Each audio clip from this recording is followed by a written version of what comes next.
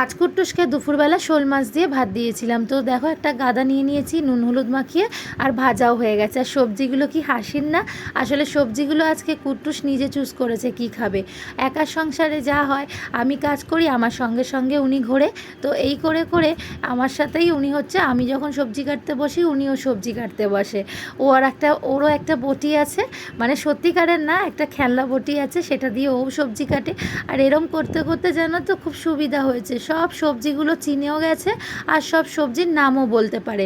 তো আজকে নিজের মাছের ঝোলের সবজি নিজে পছন্দ করেছে। আমি বলেছি ঠিক আছে দাও, আমি এটাই রান্না করে দেবো।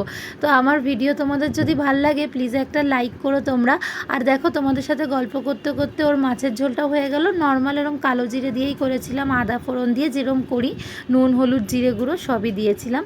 আর দেখো খাবার পরে কুট্টুসকে তো প্রতিদিন আমি ফল দিই, আজকে পাকা পেঁপে আর আম দিয়ে দিয়েছিলাম। ফলটা না নিজে হাতেইও খায়, আর পাকা পেঁপেটা দেওয়ার কারণ হচ্ছে পটিটা খুব ভালো হয়, তাই জন্য আর আমি ওকে দিই।